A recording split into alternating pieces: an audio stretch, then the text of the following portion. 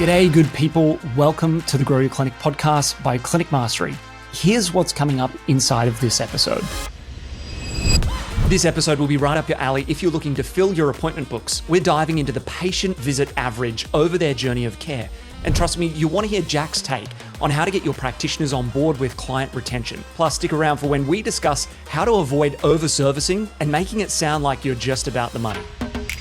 Patient visit average. It's also one of those maybe borderline controversial stats. You just want to over-service patients. You're all about the money. It's not been a number that we necessarily have to look at with our NDIS clients, but I think that's going to change and shift when we look at block funding. How do you know you're over-servicing? If we're servicing patients with no progress, then that's a concern.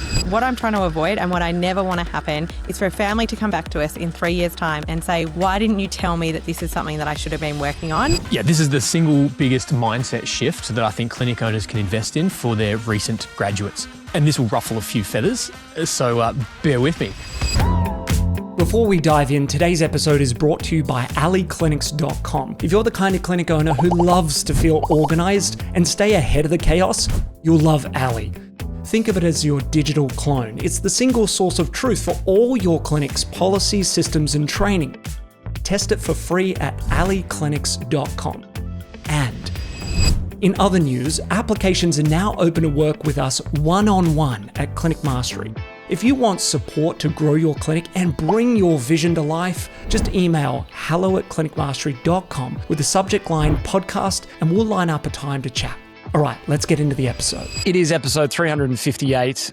My name is Ben Lynch. I'm again joined by Hannah Dunn, Director of DOT and OT Service in Melbourne, and Jack O'Brien, former physio and host of the Summit, JOB, that's the recent claim to fame, or handyman, because you're making some office changes, as we were just talking about. Well, you're not really doing some office changes for those who are watching along on YouTube. Welcome to my newest studio. But yes, thank you, Summit host. Grow Your Clinic Summit is locked in. And so if you're a clinic owner, this is a members-only event that we are opening to the public who are curious about how Clinic Mastery works. Come and join us, Adelaide, March 2027. Email me, jack@clinicmastery.com. There's an application process just to make sure you're a good fit for the room. So we can hook you up. March 2027, jack@clinicmastery.com is the email address. Superb. My wife has already taken and claimed the Keep Cup that we had at the end of the summit. So I'm back to the Yeti. But she thought that was a nice little trick or what do you call it? Gift bag item. So let's see what we can do in Adelaide. It'll probably be something related to wine and Haig's chocolate. I hope so. I mean, there's so many things you could do here. Farmers Union iced coffee. There's lots of good things in Adelaide. Coopers? Well, Coopers. Yes, iconic. Coopers. Well, let's talk about patient visit average.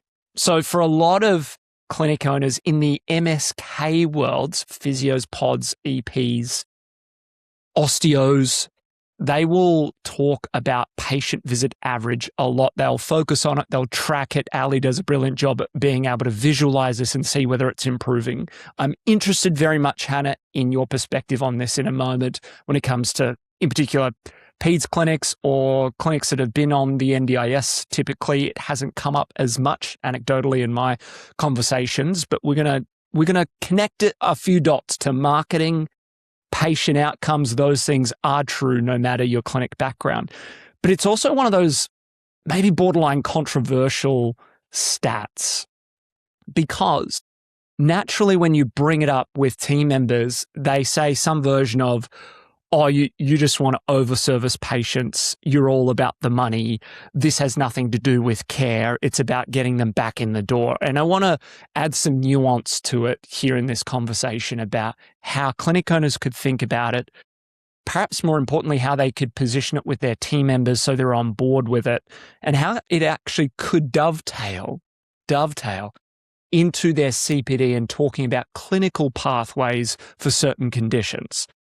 Anyway, let's get maybe some reference points on the table initially, JOB, around what is patient visit average? What does it actually mean? Just articulate some of the calculation and how we might think about this as a stat before we talk about its relevance clinically. Yeah, it's in statistical terms, it's the mean.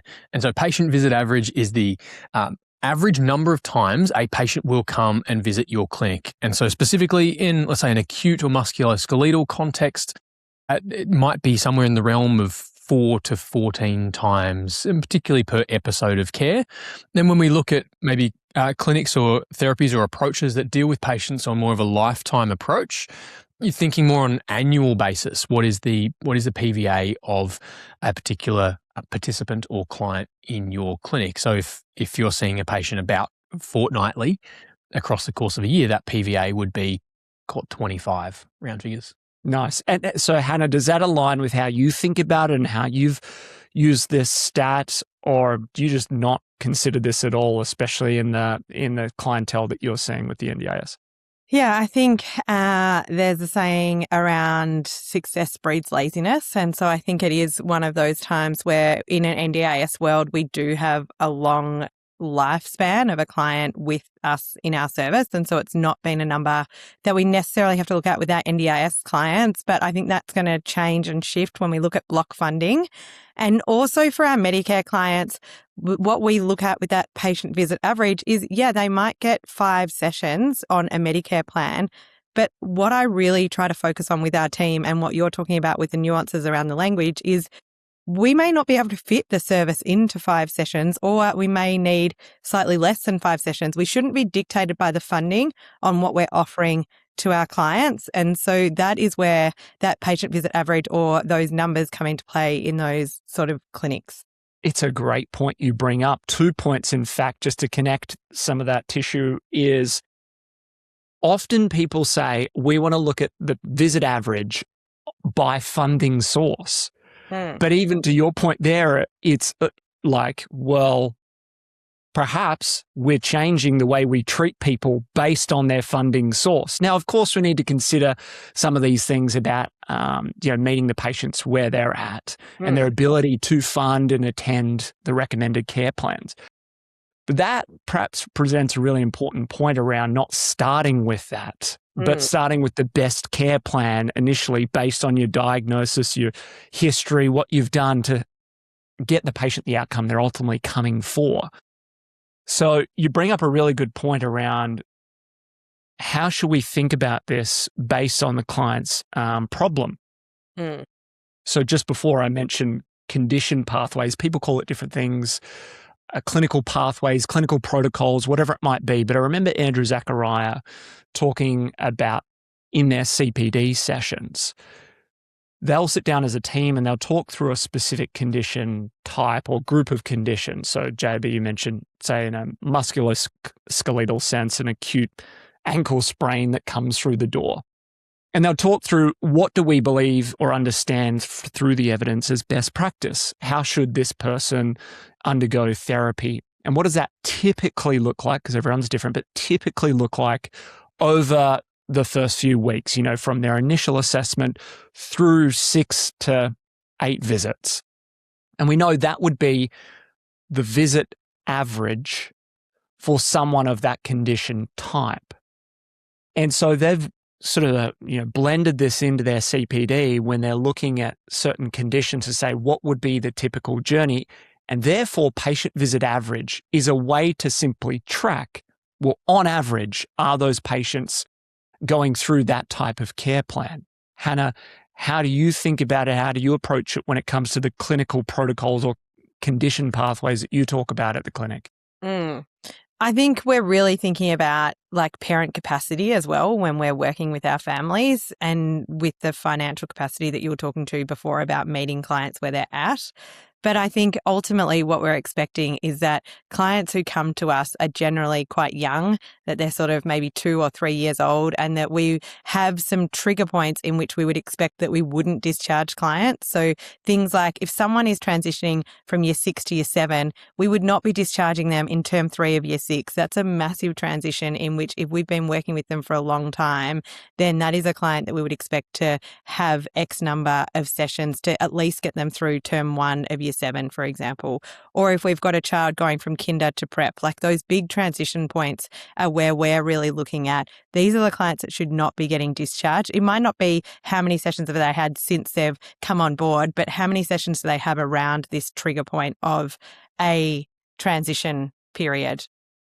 Well, what you're describing there is like phases of care, right? And it might not be necessarily sequential of phase 1, phase 2, maybe in acute context, it's acute, subacute, chronic. But really you're talking what is the phase of life or the phase of therapy that this particular participant or patient requires. And interestingly, I find that cohorts or early career therapists, let's say, are not very well versed in a phasic approach to treatments. Often they're really good at assessments and maybe differential diagnoses and mapping out the first phase of care, but then they're really clutching at straws when it comes to how do I progress or what do I do once I hit a particular milestone, yes, or what do I do when a patient, in your case, as you described, Hannah, gets to a certain phase of their care. Then they're kind of left floundering, and this is the opportunity for clinic owners. Yes. And so interesting that you mentioned those new graduates, because I was only having this conversation with someone I was coaching the other day, that it is so common that we would see people getting discharged way earlier than when one of our more experienced clinicians would be discharging them. And so ensuring, because on our focus sheet, one of the questions is, who have you discharged or who do you plan on discharging? And then we sort of have a bit of a quick conversation about the whys and what they were achieving, because we were finding that our new grads were like, oh, they're like so great and they're doing so well that we've discharged. And we're like, but what about this area? What about this area? And so we've actually created like a discharge checklist to ensure that people are checking off that there's no other areas, because when we talk to parents, they often don't know what they don't know. And yes, so it's important that we're checking off these areas, because when we have those conversations, sometimes it is like, oh, actually, now that you mention it. So Hannah, then talk us through that checklist / conversation with the younger therapist. How does it go? Because definitely in the younger years, there is that sense of, I don't want to over-service them. That comes up a lot. And it sounds almost like when you're pointing out these are some other areas that we could support the patient or participant, these are some other areas we could add value to them. But it's maybe not the thing that they're presenting with or saying, I need help with this, or this is the reason I'm booking in, or this is the current goal that I have. That we're just trying to get them back into the clinic to kind of keep them going. So how do you address that with coaching the younger therapists? Yes. What I'm trying to avoid and what I never want to happen is for a family to come back to us in 3 years' time and say, why didn't you tell me? Why didn't you tell me that this is something that I should have been working on? And so we position ourselves where we are confident that we can never have a parent come back to us and say, I didn't know that other kids were able to do this. Or particularly when it's a first child, parents often think, oh, this is normal. They don't realize how much they're compensating for that child or how much they're doing. And sometimes it's about putting in the context of, we're at the start of 4-year-old kinder. There's been no toilet training. They're nowhere near being ready. Mum thinks there's 12 months. And we just want to give them some information to say, while there might be 12 months, that's actually not a lot of time to get toilet training happening confident and into be able to transition it to a new setting as well. And so when you break that down and understand it, the parents are absolutely free to say, you know what, we're very happy to work on this on our own. And we say, great, go and do that. And when you need us, we are here. For some kids, they don't need us. For others, they're like, it's come forefront of mind now and I'm actually seeing the challenges. So JOB, how have you handled in the past talking about discharging? Because that is one of the key things, especially for young therapists, they're almost like trigger happy, like they want to discharge the patient. Maybe to some degree it feels like closure that they've, quote, got the outcome with the patient. Yeah, they're like, oh, good, we're done. And I think that speaks to getting outcomes with clients, which we'll come to in a moment. This is incredibly important, it seems, Hannah, as the NDIS space shifts. So I want to touch on that with you. But JOB, just talk us through the discharge side of things, even in your own experience with younger therapists. Yeah, this is the single biggest mindset shift that I think clinic owners can invest in for their recent graduates. And this will ruffle a few feathers, so bear with me. Do we have a fundamental belief that every time I interact with another person in a consult context, I can help them. I believe, and I think every therapist should believe, that every interaction that they have can add value and can help someone be better. Maybe that looks like more movement, more strength, more flexibility, more function, optimizing their health. There is not one single human being that is optimally healthy and functional. And so whether someone has just stepped out of surgery and they're at the early stage of their career, of their early stage of their rehab, or they are an elite athlete or a highly capable young adult, or whatever the case is, we as therapists must believe that there is something we can do to help people. You don't want to throw your hands up in the air and say, I got nothing. I can't help. That's false. We went to uni for how many years, invested how many dollars in our professional ongoing development. We can help people. And so with that belief, that mindset, maybe it's reasonable to never discharge a patient. And you can send all the hate mail to ben@clinicmastery.com on that one. So if I am trying to read between the lines here as well to a degree, does that mean it's actually about trying to understand what is the next meaningful goal for that client and then how we can help? Because, I don't think you're saying just keep throwing the whole utility belt that you've got of different therapy interventions at them or different education. You're actually trying to find out, okay, well, maybe the first goal was just get me out of this pain or help me walk again if I go back, because I know feet to some degree. It's a bit foggy now. It's been years. Don't judge me. Anyway. But it's like, initially I just want to be able to walk comfortably or be able to put on the shoe. And then it's like, no, but I was actually training for the marathon, or actually I want to be able to run, or I'm about to start this new season of sport, or, insert whatever. And a good therapist is constantly trying to understand what goals do you have? What are meaningful outcomes you have in your life that I could support you on with education or, intervention, as you call it. Is that what you're referencing, JB? It is. And I think here is where a lot of practitioners get stuck, is we think phasically and we get to the end of a phase of care and then we're not sure where to next. And so what it really probably looks like is a reassessment. And so again, good practice is to assess at the start, add an intervention, reassess. And at that reassessment, we're not only looking at the impact of our intervention, but where are the ongoing opportunities for intervention or for partnership or whatever language you want to wrap around it. But how can we find opportunities to continue to progress? Because classically, a problem solved is another set of problems created or at least identified. And so we as therapists need to have a comprehensive enough toolbox or utility belt to be able to identify issues with our clients and then opportunities for us to intervene and help them.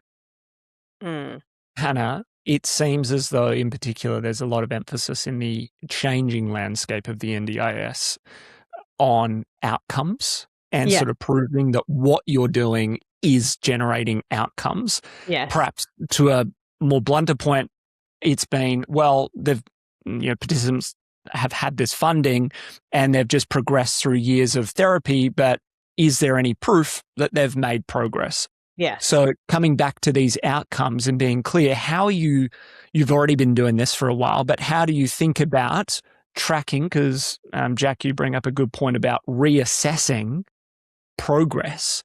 How do you think about it, Hannah? How do you talk about it with your therapists?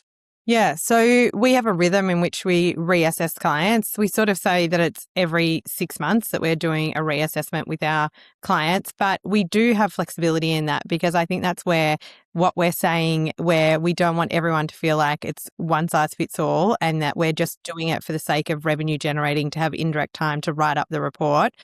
It's to ensure, and also with the assessment tools, it's dependent on when the reassessment times are. A lot of them are 12 to 24 months apart.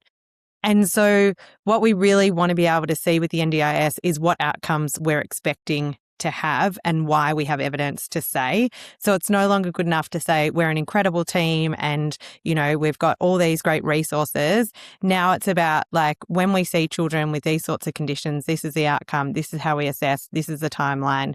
And so it's really about that evidence-based outcomes. So we do have to get more strategic in the way in which we're assessing and what we're assessing. rather than just having a chat to parents and going off the discussion there.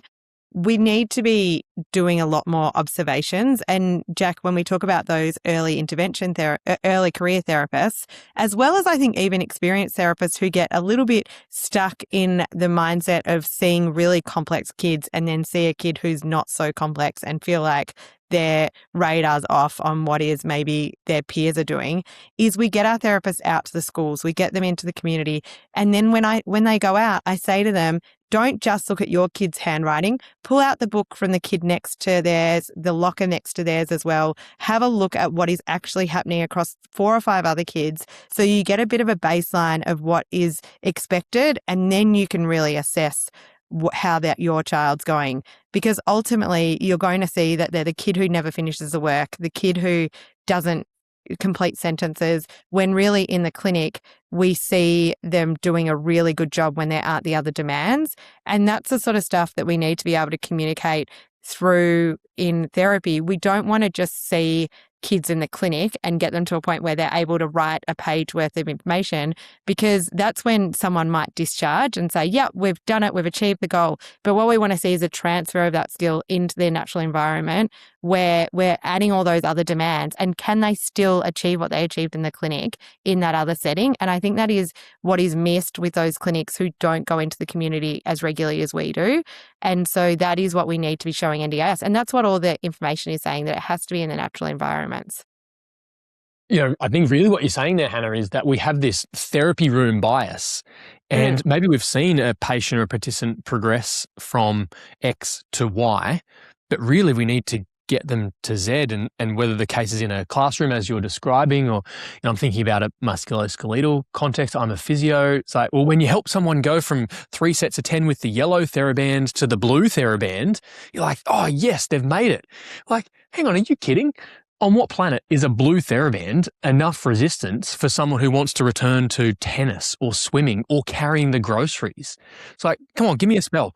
Let's start to think about the real world and think about how, in a consult context, we can continue to progress the strength and function of our clients. Understanding those meaningful goals, right? Client experience. It comes back to it, doesn't it? And so much of the emphasis here is actually the ability to elicit those in your consults, in your conversations, right? Right. I think patients start to get a little bit frustrated when, we've seen this, we've got young kids at home, and anyone with young kids would know this. It's like when mum is discharged from a hospital and they say, you can go home, but don't pick up anything heavier than 3 kilos. It's like, what planet are you on? My child weighs more than 3 kilos and I'm carrying them for 19 hours a day as I breastfeed.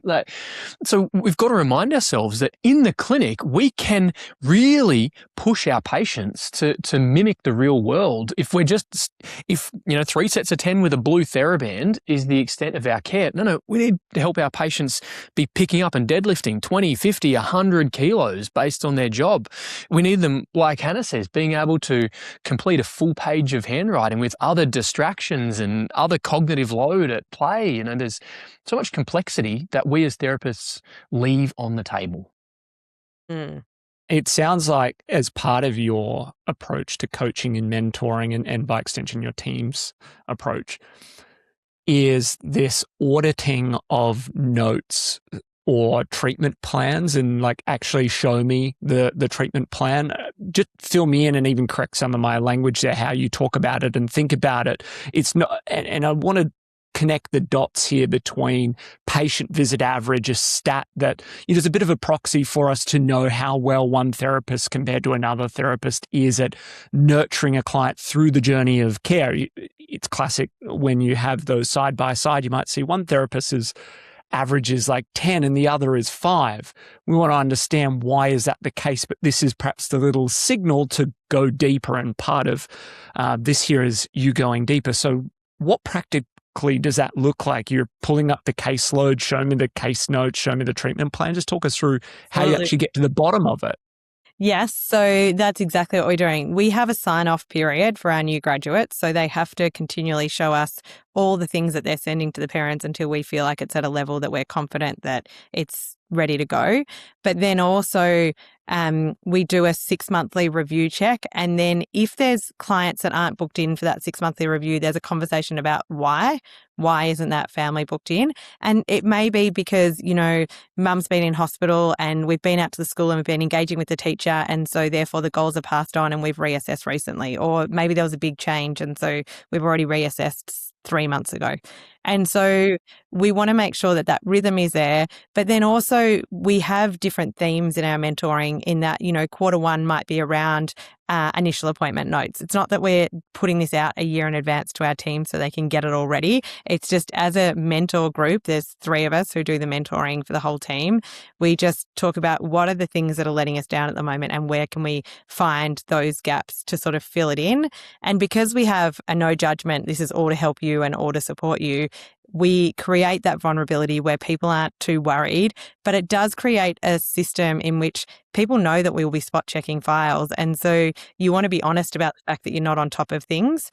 And so that is the way in which I think creating a culture where you know that you might have things checked at any minute, not from a judgment perspective, because it sounds terrible when I say it out loud like that, but it works. Well, my question is, how do you do that without people feeling like they're being micromanaged and them going, big brother's looking over my shoulder kind of thing at everything I'm doing? What are some of the things that you've said or introduced that make your team receptive to that? I'm sure there's a lot that you've done over time to move the needle. It's not like, we just had this one conversation, it was perfectly worded.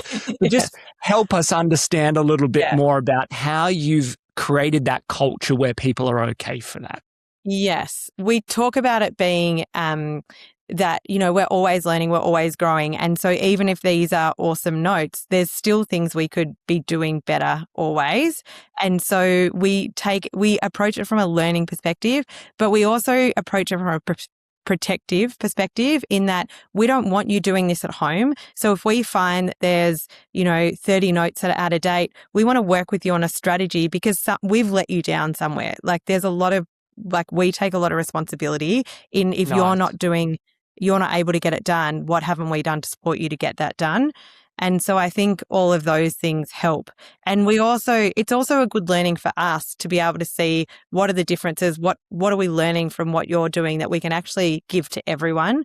And so they see those examples coming through where we'll be like, oh, Georgia did this incredible job of the way she structured this, or Bree has got a really good brain for reorganizing the templates and getting those tables in the right way and a way that just makes sense and breaks the language down. And so it's almost exciting for them to be highlighted in the way in which they're doing something and then be able to share that across the team to make everyone's job easier.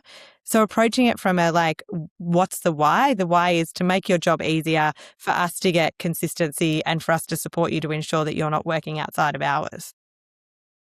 It's a great way to frame it and to reiterate it right over time. This is why we're doing it this way.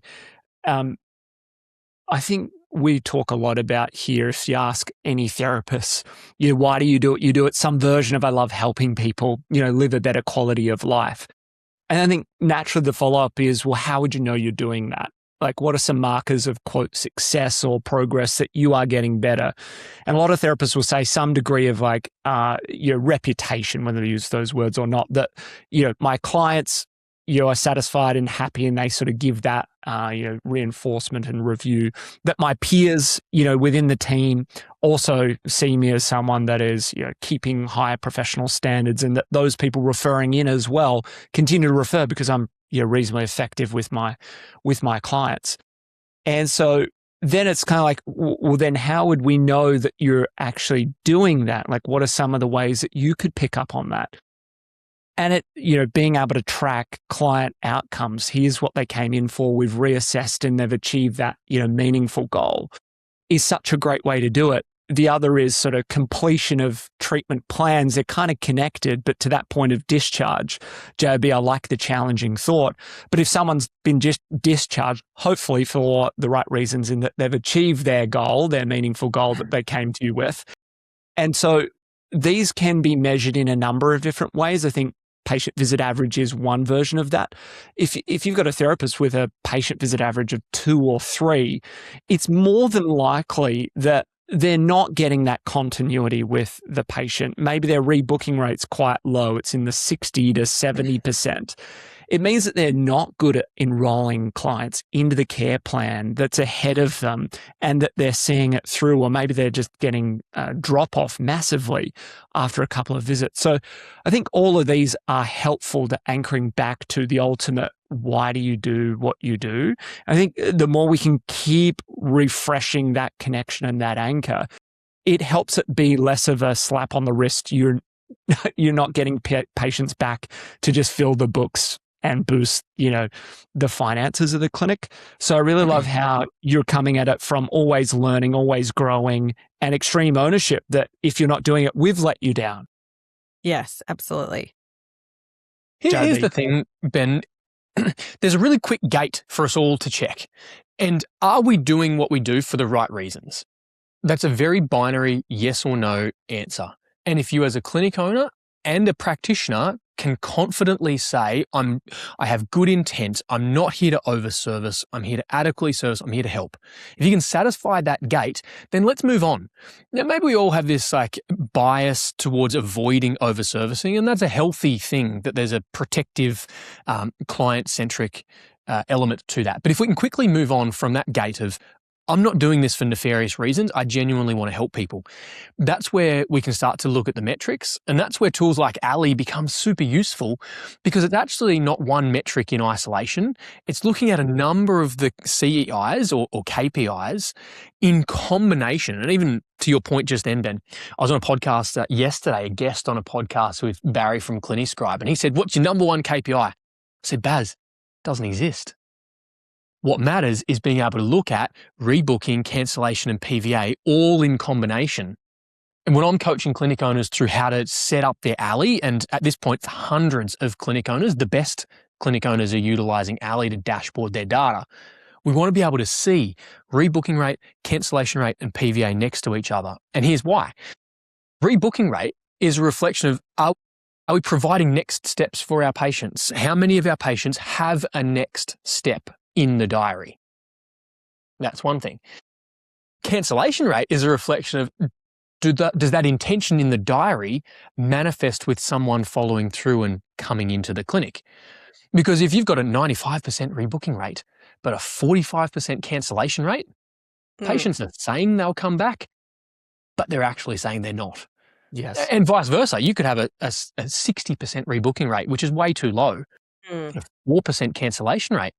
And that tells me that when you put patients in the diary, they show up, but you lack a vision for their healthcare and we're not scheduling them into their diary. And then, of course, PVA being the third piece of how well are we nurturing clients across their lifetime and seeing opportunities once we've found solutions, finding other opportunities. It's actually those three KPIs in Ali stacked alongside, compared internally with that practitioner and externally amongst their peers.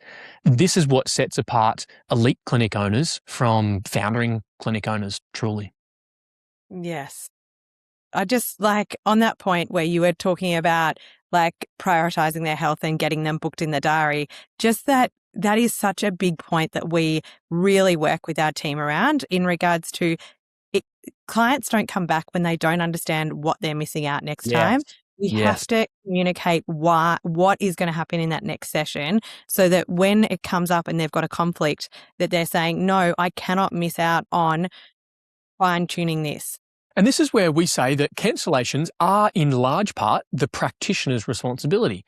Now, can you control whether that child gets gastro or that patient gets stuck in traffic? Of course not. You can't control everything, but you can control how compellingly you've been able to communicate with the patient the significance of their next session, what's going to happen and why it matters. And if a patient's cancelling because they don't understand the significance of their next session, practitioner, that's on you. And that's an opportunity for you to improve your communication skills and be a more relatable therapist, build more trust and rapport with your patients. So I don't know if you've ever had this conversation, but we love getting stuck into the details of things here. And it's interesting when a practitioner brings up or a therapist brings up overservicing to just double click and say, tell me a little bit more about what you mean by overservicing. And how would we know if we're over-servicing someone? And to go through the list, I'm interested if you guys have had this experience or what your take is on this. And then to do the opposite. What would under-servicing look like? And how would we know if we're doing that? Just to seek to understand the lens, the perspective that they have on this. Because we're not here prescribing every patient that comes in has a minimum of X amount of visits. That's not what's going on, right? We're looking at each condition and saying, typically we would see this play out over X amount of visits. That would be the average. So I'm interested, Hannah, have you ever had to navigate this with your therapist or a version of defining what they mean by underservice, overservice, or it just doesn't come up in your world? It doesn't really come up in our world. We actually have the opposite trouble where we actually want to discharge families, and families are anxious to leave because they've been so dependent on the help and support over a number of years, which is a really lucky place to be. Yes. But yeah, we're definitely not having conversations with our therapists about them feeling like that is when we feel like we are over-servicing and when we want to get out. And so we do have conversations around how do we ensure we're not over-servicing when a family doesn't want to leave. But in regards to us sort of pushing that service more, it's probably not a conversation that we're having a lot of. Well, let's go there because there's plenty of folks listening in that are in a similar boat to you. And then I'll come to you, JB, because I want to unpack this, especially for our MSK audience. So Hannah, how do you think about that? You spoke of the checklist. I'm assuming that's kind of very practically what you want therapists to go through at that point in time, without maybe going through the whole checklist. Yes. Maybe just help us understand the thinking behind it, or are there a couple of key cues that people would use, therapists, at that point in time? It's a wait list that they are so nervous about having to go back onto if they were to need help again. And that's been historically the way that OT has been in pediatrics. And so it's just about creating systems where they're reassured that they will not be back on the bottom of the wait list. If they need to come back, that will absolutely fit them in and support their care.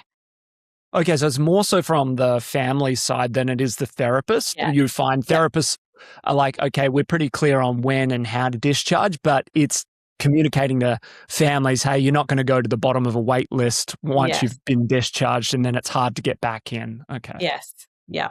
Is the opportunity there, Hannah, for practitioners or practice owners to think about how we make therapy more sustainable? Maybe we transition from twice a week to weekly, or twice a week to fortnightly, and it creates more opportunities for us to make sure that family has adequate support and care. Yes. And it creates room for the clinic to support more families also.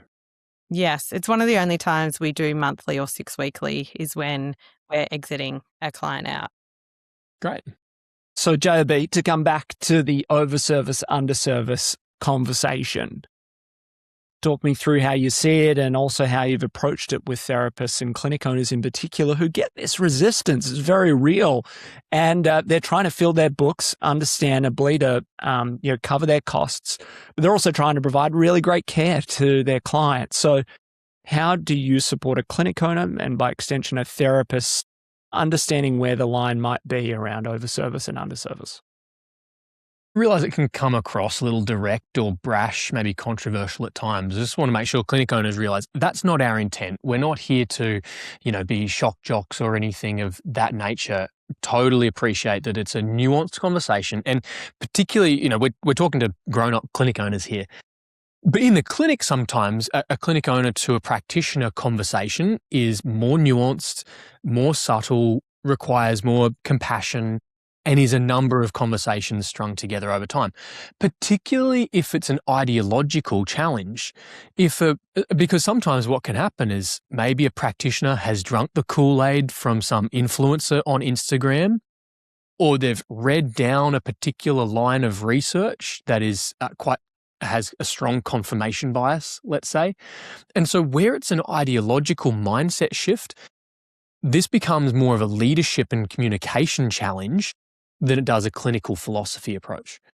So we need to be mindful of how do we help someone appreciate another perspective, or how do we change someone's mind?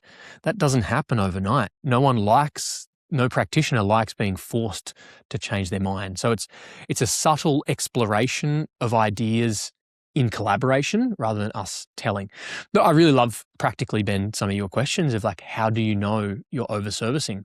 And really the answer to that should be, well, are we not making progress? If we're servicing patients, not that our healthcare is services, but if we're servicing a patient with no progress, then that's a concern. Now, I realize there are contexts where we might deliver therapy, maybe not make progress, but we're halting reverse progress. That is, of course, significant and worth considering, particularly in a chronic or congenital condition. So if we are still able to make progress, is that over-servicing? No. If a patient is well-equipped, well-informed, well-educated, and our recommendations are coming from a place of care, and a patient chooses to participate in their own healthcare, is that over-servicing? Or is that just patient-centered care that they've opted into, knowing full well the education information that they need to have to make an informed decision? I wonder, we're obviously thinking through the more extreme case here of that therapist. I get you. I see what you're putting down, JOB. I know the person you're talking about. Yeah. And they might say like, well, we're about, if it's truly patient-centered, then it's patient-led. And so if the patient doesn't sort of prompt to come back in or say, I'll come back in, and we say, see how you go, and let us know if you need help, I'm truly giving that patient autonomy and agency in their healthcare to make the call whether they need to come back in. And I really respect and appreciate that perspective. And I think we want to make sure, if it's patient-led, that patient is well-informed. If I have a problem that I'm going to a surgeon for, and the surgeon says, well, you're in charge here, I'll say, with all due respect, doctor, you're in charge. You're the one with the scalpel and the anesthetic, and I need you to do what's in my best interests. And so this isn't one or the other. And I think that that myopic view of it's either patient-led or it's not doesn't help anyone. It doesn't serve anyone. What does help is a collaborative view that is patient-centered but clinician-informed, and we make decisions as a team together. You, clinician, have spent years and tens of thousands of dollars to be an expert. Maybe you're not allowed to call yourself that on your little business card, but you're an expert and a specialist because of your education. And your patient's education, again, with all due respect, is probably limited to 5 minutes with ChatGPT in the car park. And so who should lead that conversation? ChatGPT in the car park, or the clinician who has, 4, 5, 6 years of university level education? Yes. And life gets so busy. Like, we know what it's like in our clinics, and it's a bit like if we said, oh, let's just let our team come to us if they've got a challenge. Like, guys, I'm here anytime you need. They're never going to come to you because they're going to be busy. They're seeing patients or clients. Whereas when we create that space of mentoring and we see them once a fortnight, they might come in and go, yeah, things have been pretty stable, but, actually there's just this 1 or 2 things that I'll bring up. It sounds similar in what you're talking about, Jack, in the sense that when we book that review in and we say to a client, come in and let me know how it's going, then they're going to come in and say, yeah, actually, it's only 75% better. I'm wanting that 25. Whereas if we say, let us know whenever, they're never coming back. We're never going to. Our life just gets so busy. And how often do we hear, oh, I got an email from the physio and it actually triggered me to think, yeah, actually, I've been meaning to go back for X, Y, and Z time. Patients are asking for us to help them. And we have a duty of care to lean into that. To withhold care is to induce harm. So much of this conversation is around exploring just that, your mental model for care, right? Isn't it? You look at some folks in I love the Myo Detox, future-proof your body, Pogo Physio as well, in terms of the finish line, is just 2 examples that have done really well at sort of articulating that. But there's a philosophy that backs and intertwines with the evidence and how they apply it, because there's no one way to do therapy. Everyone uses their experience and their philosophy to find a way forward, maybe from a other perspective that if you've got a really resistant team member, that perhaps this is not the place for them to work, and that's okay. And we want to find a clinic that's perhaps better suited to their philosophy of how they want to practice their care. That's reasonable.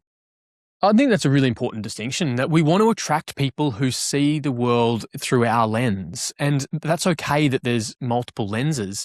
There might not be one right way, but there are many wrong ways or less right ways. And so you as a clinic need to define what that is.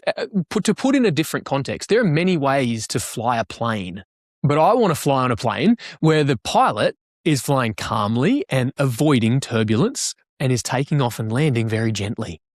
And if that takes a little bit longer or costs a few more dollars, that's okay, because I don't want a bumpy takeoff or to be tossed around the cabin in turbulence. The same is true for surgeons. The same is true for chefs. Right? There's many ways to cook scrambled eggs, but I want to go to the scrambled eggs that is the perfect balance, of there's enough body and enough form and there's enough sauce. So there's many ways. Keep but giving us some more metaphors. This is good. I'm going to stick with pilot, chefs and surgeons. That'll do. Maybe why didn't you go with coffee? The landscapers, baristas. There's a lot here. There's many ways to be right, but what's your way? And what's the way that your clinicians approach things? Because that's if we zoom out, Hannah and Ben, over the next couple of years, what's going to make clinics distinct from other clinics is the operating model, the playlists that your practitioners, the playbooks that are consistently rolled out, so that when I go to DOTS, I'm going to experience the DOTS way. And that will look a little bit different, like 1 degree different from therapist to therapist, but overwhelmingly, I'll be able to say, yep, that's the DOTS way, or that's the clinic way. And so as practice owners, we must be thinking about how we document and roll out these playbooks across our team, house them in Alley, and then install them through our mentoring. We've focused quite a bit here on the therapist conversation, which is a tricky one and a meaningful one for clinic owners, right? Especially when, materially, if you do get better enrollment of clients in their care journeys and they stick around, they don't drop out of care, you can meaningfully, 1, improve their lives, 2, fill the books of those team members without perhaps needing more new clients, as an example. But just to connect a few dots, I love how does this client journey, this focus on getting outcomes with clients, measuring it in a number of different ways, notably PVA, the theme of this conversation, patient visit average. How does it also relate to other areas in the business? One that I love there, JOB, is around recruitment of therapists. And we have seen a number of clinics where they've taken the time to document and articulate their philosophy of care, their approach to things. They do attract therapists that are like-minded, that relate to that, and how much easier is the mentoring, CPD training, progression of that therapist if they're already on board, right? So it's a worthy thing actually to take the time to document this, put out what you want to attract, not in a sort of a manifest way, but quite literally on your Join Our Team Careers page. That might also play in that realm of things. Quantum attraction. Anyway, the other side of this was, JB, around marketing. When we understand the visit average of our clients, we can also understand perhaps the lifetime value of a client. How much will they invest in their healthcare? Which can then help us understand perhaps some range of what we could invest sustainably to attract the next client. And so it actually helps us with some of the marketing budget. Do you want to just expand on that side of things? Now we look at a bit more of a commercial angle. Well, when a clinic owner is asked, how much are you willing to spend to acquire a new client? Classically, the answer is, I don't know. And that's okay. That's where most clinic owners are. But here's where you need to get to as a clinic owner. You need to understand the economics of what is a client going to spend at your practice over time. And of course, patients aren't just money. They're way more than money, but they're no less than their dollars. And so what will a client invest in their care over time? Knowing that number allows you to deduce how much you are willing to spend to acquire them. And so the economic formula here is CAC to LTV ratio. What is the client acquisition cost as a ratio or percentage of the lifetime value, CAC to LTV? So you need to understand lifetime value, which is a function of PVA. Beautiful. And we've talked in different episodes about those ratios and how much you might be willing to spend. For instance, if you're starting a new clinic in a new location, you might spend a higher amount initially to really drive and fill your books. There might be seasons where it's quite stable and that's, a lower amount. So check out previous episodes for it, but just to nuance that point. I think this is where having a coach really matters, because you can go to ChatGPT and ask it, what should my marketing budget be? It doesn't get it, right? If it spits out that you could spend $100 to acquire a new client, but you don't understand that your client lifetime value is only $400, you are going to go broke really, really quickly, and Zuckerberg's going to get rich off your spend. I don't think anyone here wants that. Right. And so you need the guidance of a coach to help you understand who is your ideal client. What types of funding mechanisms are we accessing, and how do we break this down? What is the phase of growth of your clinic, and what is your cash reserves, and how much are you willing to invest, and what is the return on ad spend? And all these metrics really do matter over time. If you're vice versa, if you're in a peds NDIS space, and we'll talk classic NDIS, maybe not changing NDIS, but if a participant might be worth $10,000, even $20,000 to your practice over their lifetime, then your acquisition cost can comfortably be $1,000 or $2,000. That's a meaningful adjustment to how we go about marketing. Now, if we need to forecast and what that looks like in a dynamic NDIS environment, you need to really reassess whose advice are you taking and how are we going to attract ideal clients in a commercially sustainable way. One just notable thought before we wrap here, JOB, was around patient visit average and not needing more new clients. Obviously, we've talked about how PVA can help you understand part of your marketing budget. It's a reference point, a starting position. You recently did a webinar, a workshop around filling your books. And perhaps the distinction was you don't need to spend as much on new clients or new client attraction if perhaps you took, quote, better care of the current clients that you serve, more broadly, that those clients had quality treatment plans and actually saw them through. Did I miss anything there? But I thought it kind of dovetailed nicely into this conversation around clinics that want to grow that default to, I need more new clients.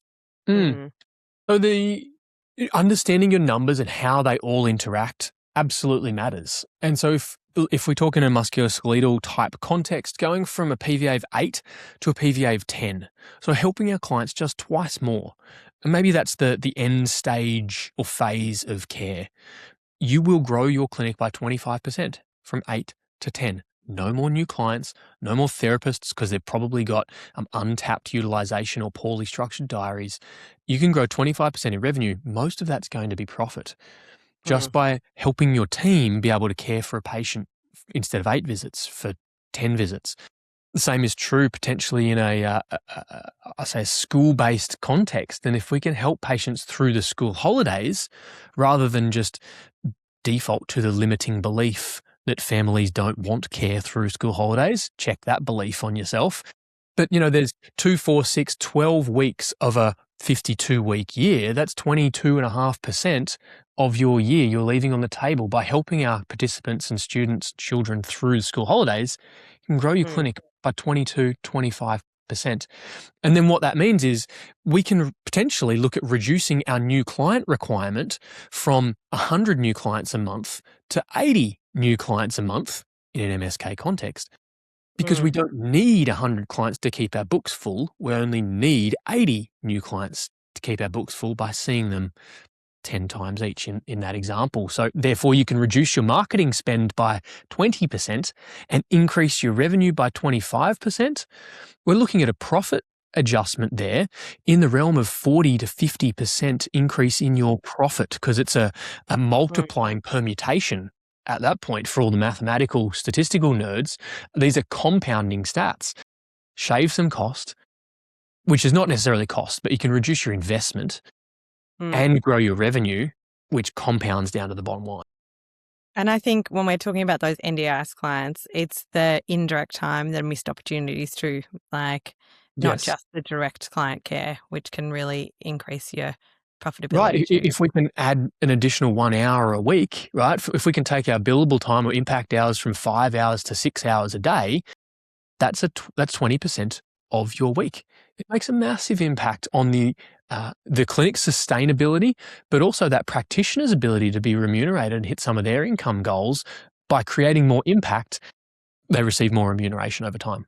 I love it. It's a very commercial way to end, but just to go back to the very beginning of this conversation where we're talking about creating great client experiences, getting the meaningful outcomes that they deserve, and finding ways to do that better over time, and also understand how well we're doing it currently by using some stats like patient visit average. So really awesome to unpack this. And I think more and more we're going to go down the line of understanding how we document, capture, and then use the client outcomes in therapy, because that is becoming increasingly pertinent to do well. I think obviously in the NDIS space, but I think it's just true of any third-party funder. They are funding the therapy. They want to see it's leading to outcomes. That makes the most amount of sense, right? So we're going to continue down this theme moving forward. Hannah, Jack, thank you for your contributions. You can head over to clinicmastery.com/podcast for the show notes here and all previous episodes. We'll see you on another episode very soon. Bye-bye.